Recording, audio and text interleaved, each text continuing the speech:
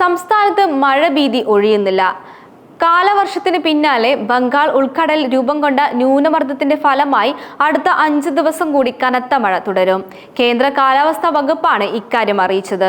ചൊവ്വാഴ്ച കോഴിക്കോട്, വയനാട്, കണ്ണൂർ ജില്ലകളിൽ red alert പ്രഖ്യാപിച്ചിട്ടുണ്ട്.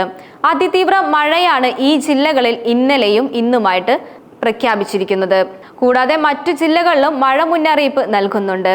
തൃശൂർ, മലപ്പുറം, കാസർഗോഡ് ജില്ലകളിൽ ഓറഞ്ച് അലേർട്ടും പ്രഖ്യാപിച്ചു. ബാക്കി ജില്ലകളിൽ യെല്ലോ അലേർട്ടാണ് പ്രഖ്യാപിച്ചിരിക്കുന്നത്. ന്യൂനമർദ്ദം സ്ഥിതി ചെയ്യുന്നതിനാൽ മഴ ശക്തമാകാൻ കാരണം ആകും എന്നാണ് കാലാവസ്ഥാ വകുപ്പ് പ്രവചിച്ചിരിക്കുന്നത്. ചൊവ്വാഴ്ചയോടെ ബംഗാൾ ഉൾക്കടലിന് മുകളിലായി മറ്റൊരു ന്യൂനമർദ്ദം കൂടി രൂപപ്പെട്ടേക്കും. തിരുവനന്തപുരം, കൊല്ലം, പത്തനംതിട്ട, ആലപ്പുഴ, എറണാകുളം, ഇടുക്കി, പാലക്കാട് ജില്ലകളിലാണ് യെല്ലോ അലേർട്ട് ഉള്ളത്. കഴിഞ്ഞ മണിക്കൂറുകളിൽ സംസ്ഥാനത്ത് ശക്തമായ മഴയാണ് പെയ്യുന്നത്. വിവിധ ജില്ലകളിൽ രാത്രിയും വൈകിയും ഇന്ന് പുലർച്ചെയുമൊക്കെ ശക്തമായ മഴയാണ് പെയ്തത്. നിർത്താതെ പെയ്യുന്ന മഴയ്ക്ക് ഇടയിലാണ് വീണ്ടും ന്യൂനമർദ്ദം രൂപപ്പെടുന്നത്.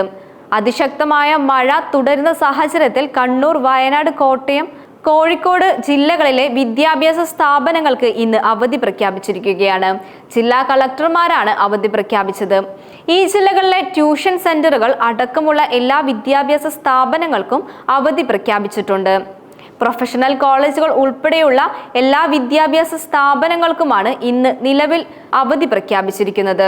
കോഴിക്കോട്, കണ്ണൂർ ജില്ലകളിൽ സ്കൂളുകൾ, അംഗനവാടികൾ, മദ്രസകൾ എന്നിവയ്ക്കും അവധി പ്രഖ്യാപിച്ചിട്ടുണ്ട്. അതിനിടെ ശക്തമായ മഴയുടെ പശ്ചാത്തലത്തിൽ റവന്യൂ മന്ത്രിയുടെ ഓഫീസിൽ 24 മണിക്കൂറും പ്രവർത്തിക്കുന്ന കൺട്രോൾ റൂം തുറന്നു.